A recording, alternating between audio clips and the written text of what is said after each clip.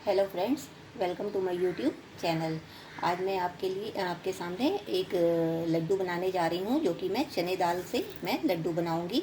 ये मोतीचूर के लड्डू होंगे जो बहुत ही टेस्टी लगते हैं। जैसे हमारे पास घर में झारा नहीं होता है एकदम बारीक वाला, तो उस तरह से हम मोतीचूर के लड्डू नहीं बना पाते हैं घर में। तो मैं ये दाल से, चने की दाल से बनाने का आपको मेथड बताऊँगी कि चने की दाल से कैसे हम मोतीचूर के लड्डू घर में ही प्रिपेयर कर सकते हैं और बहुत ही आसान तरीके से इसको हम बना सकते हैं।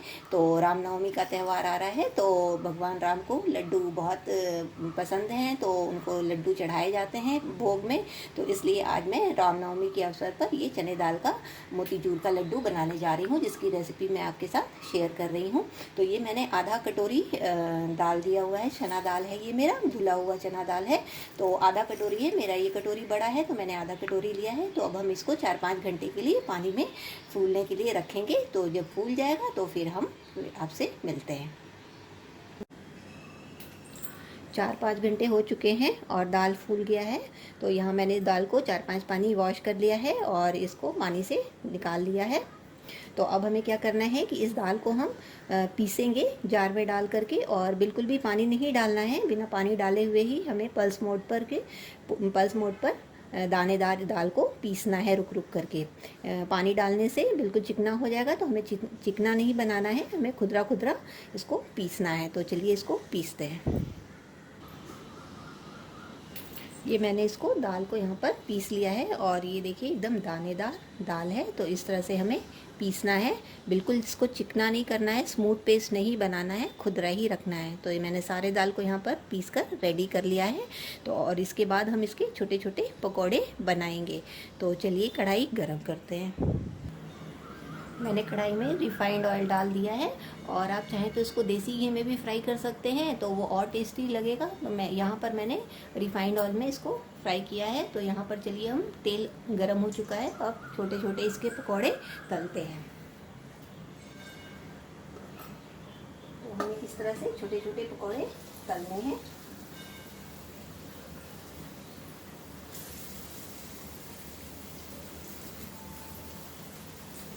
गैस को एकदम स्लो रखना है ताकि ये अंदर तक सीख जाए अच्छी तरह से।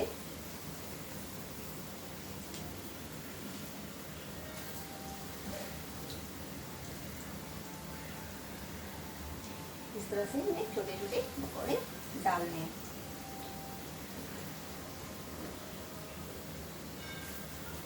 गैस का फ्लेम कम रखना है, मीडियम फ्लेम पे इसको हम तलेंगे ब्राउन होने तक।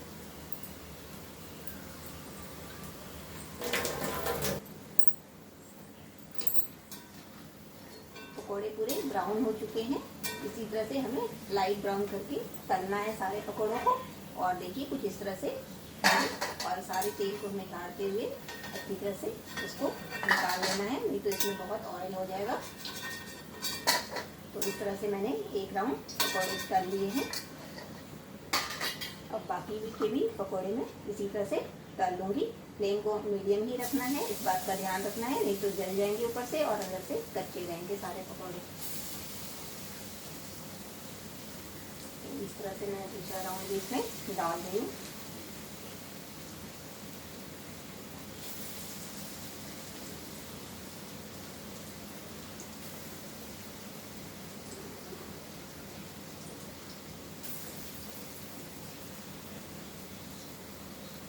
छोटे छोटे पकौड़े बनाएंगे तो जल्दी सीख जाएंगे और अंदर तक पक भी जाएंगे। नहीं तो बड़े बनाएंगे और मोटे मोटे, तो वो अंदर तक नहीं पक पाएंगे जल्दी। इसलिए मैंने यहाँ छोटे छोटे पकौड़े डाले। तो यहाँ मैंने दूसरा राउंड भी डाल दिया है। अब ये सीख जाएगा थोड़ा, तो फिर मैं इसको पलटूंगी। ये दूसरा ट्रिक भी मैंने निकाल लिया है, मेरा तल गया है, ब्राउन हो गया है। तो मैं दूसरे बैच को भी निकाल रही हूँ प्लेट में। इसी तरह से सारे हम पकोड़े को तलकर रेडी कर लेंगे।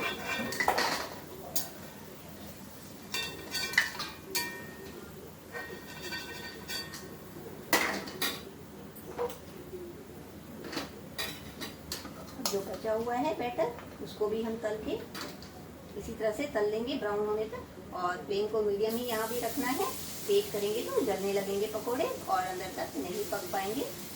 तो इस तरह से मैंने तीसरा राउंड भी डाल दिया है।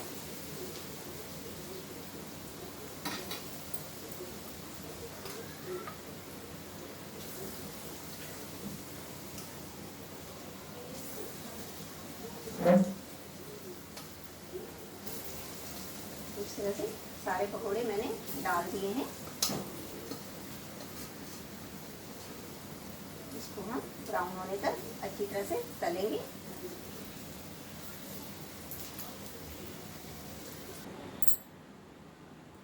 ये सारे पकोड़े मैंने रेडी कर लिए हैं और इसको अब हमें क्या करना है कि छोटे छोटे टुकड़ों में तोड़ लेना है। इस तरह से एकदम छोटे छोटे टुकड़े में हम इसको तोड़ लेंगे, सारे को तोड़ लेंगे और इसको अच्छी तरह से ठंडा होने देंगे। एकदम नॉर्मल रूम टेम्परेचर पर करेंगे। तो चलिए ठंडा करके मैं फिर दिखाती हूँ। ये जो पकोड़े के टुकड़े हमने छोटे छोटे किए थे ये बिल्कुल ठंडे हो चुके हैं, एकदम रूम टेम्परेचर पर आ चुके हैं और इसे हम हाथ से भी अच्छी तरह से छू सकते हैं। तो अब हमें क्या करना है, इसका हमें दरदरा पाउडर बनाना है। जैसे हमने कच्चे दाल का पाउडर बनाया था उसी तरह से हमें इसका भी पाउडर बनाना है। ये जो हमने पकोड़े तोड़ तोड़ के ठंडे किए तो इनके भी हमें उसी तरह से दरदरा पाउडर बना करके रेडी करना है। तो चलिए मैं इसको जार में पीसती हूँ और फिर मैं दिखाती हूँ आपको। यहाँ मैंने पकोड़े के टुकड़ों को सबको पीस लिया है और इस तरह से हमें बारीक पाउडर मैंने इसका बना लिया है, एकदम दरदरा। तो इस तरह से हमें बनाना है और इसको पीस करके इस तरह से मैंने रेडी किया है। तो चलिए अब हम इसको फिर आगे के प्रोसेस पे चलते हैं। अब हम क्या करेंगे कि इस पाउडर को थोड़ा हल्का सा और भून लेंगे ताकि जो अंदर से थोड़ा बहुत भी कुछ कच्चा रह गया हो वो भी अच्छी तरह से भून जाए। और मुश्किल से 3-4 मिनट भूनेंगे और फिर इसको कढ़ाई में से बाहर निकाल लेंगे। कढ़ाई गर्म हो रही है, इसमें मुश्किल से मैंने आधा चम्मच के करीब तेल डाला है और रिफाइंड डाला है और इसमें हम इसको फ्राई कर लेंगे।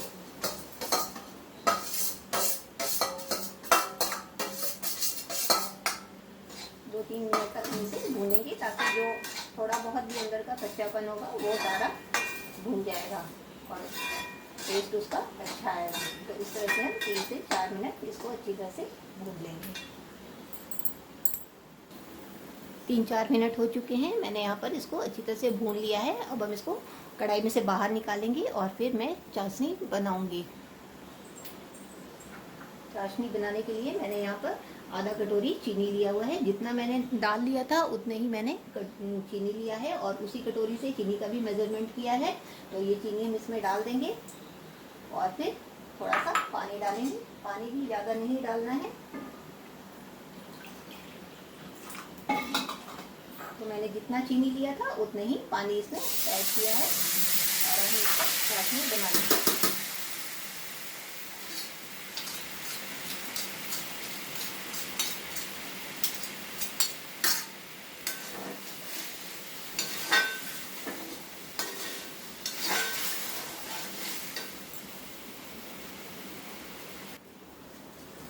चाशनी हमारी रेडी हो गई है। हमें ज़्यादातर की चाशनी नहीं बनानी है। तो देखिए कुछ इस तरफ से चिपचिपाना चाहिए हाथ में। तो बस इतना ही पे हमें इसको गैस को बंद कर देना है। ज़्यादा गाढ़ी चाशनी करेंगे हम तो फिर लड्डू कड़े हो जाएंगे और उसमें चाशनी जम जाएगी। इसलिए हमें अब गैस को यहाँ पर बंद कर देना है। तो इस तरह की चाशनी ही हमें बनानी है और मैंने गैस को यहाँ पर ऑफ कर दिया है। इसके बाद ये जो हमने पकोड़े का पाउडर बनाया था इसको इसमें हम डाल देंगे सबको।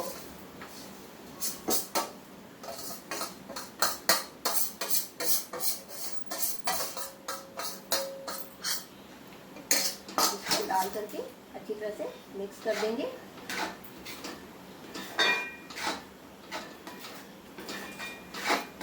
और इसको 20 से 25 मिनट तक हम फूलने के लिए रखेंगे ताकि इसमें चाशनी एब्जॉर्ब हो जाए और ये फूल जाए, दाने सारे फूल जाए। तो इसको हम इसी तरह से ढक देंगे और 20 से 25 मिनट वेट करेंगे ठंडा होने का। ये देखिए पाउडर पकोड़े के जो मैंने पाउडर बनाया था उसमें चाशनी पूरा एब्जॉर्ब हो चुकी है और ये ठंडा भी हो चुका है, एकदम ठंडा नहीं हुआ है लेकिन हाँ छूने लायक हो गया है और इसके हम अब लड्डू भी बना सकते हैं। तो इसी तरह से हमें हल्के हल्के हाथों से बिल्कुल ऐसे लड्डू बनाना है और लड्डू का साइज़ आप अपने अनुसार बनाइए जैसा आपको पसंद हो। तो देखिए कितना अच्छा लड्डू रेडी हुआ है इस तरह से और बिल्कुल लग रहे हैं ना एकदम मोतीचूर के बाज़ार की तरह लड्डू एकदम। तो इस तरह से मैं सारे लड्डू बना करके रेडी कर लूँगी। तो इसी तरह से मैंने यहाँ पर इसमें कोई कलर नहीं डाला है और ना ही कोई एसेंस का यूज़ किया है। अगर आप चाहें तो इसमें फूड कलर भी डाल सकते हैं लेकिन वो नुकसान करता है, इसलिए मैंने यहाँ पर फूड कलर का यूज़ नहीं किया है, मैंने सिंपल ही बनाया है। तो देखिए एकदम दानेदार लड्डू मोतीचूर के बन के रेडी हुए हैं। तो इस तरह से मैं सारे लड्डू को प्रिपेयर कर लूँगी। तो चलिए और लड्डू भी बनाते हैं।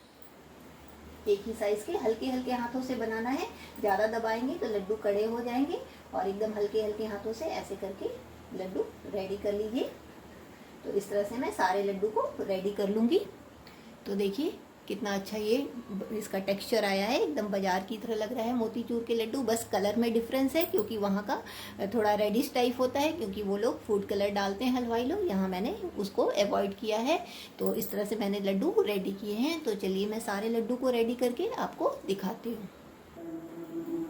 देखिए फ्रेंड्स मैंने यहाँ पर सारे लड्डू बनाकर रेडी कर लिए हैं और ये मेरे आधे कटोरी दाल से इतना लड्डू प्रिपेयर हुआ है और साथ में मैंने इसको पिस्ता से ऊपर से गार्निश कर दिया है। मेरे पास खीरे का बीज नहीं था तो मैंने उसमें वो नहीं डाला है। आप चाहें तो इसको खीरे का बीज भी इसमें डाल सकते हैं तो वो और टेस्टी और सुंदर भी लगेगा देखने में।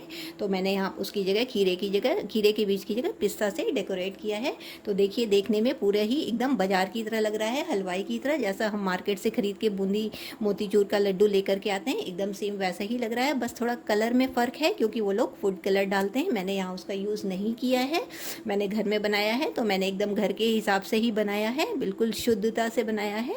तो कैसा लग रहा है मेरा लड्डू बनाने का मेथड आपको? और अगर आपको मेरा मेथड पसंद आया तो आप ज़रूर से मेरे चैनल को लाइक और शेयर ज़रूर से करिएगा। और अगर आप मेरे चैनल पर नए हैं तो मेरे चैनल को सब्सक्राइब ज़रूर से करिए। और अगर आपको पसंद आ रहा है तो आप भी अपने घर में इस तरह से लड्डू मोतीचूर के लड्डू बनाने का कोशिश ज़रूर से करिए। ये बच्चे बड़े सभी को पसंद आता है, मिठाई तो सभी के घरों में आती है और सभी लोग इसको पसंद करते हैं, छोटे हो या बड़े। तो अगर पसंद आया हो आपको तो आप भी बनाने की ज़रूर से कोशिश करिए। और अगर आप नए हैं मेरे चैनल पर तो मेरे चैनल को ज़रूर से सब्सक्राइब करना मत भूलिए। Thank you for watching. तो मिलते हैं फिर एक नए वीडियो में।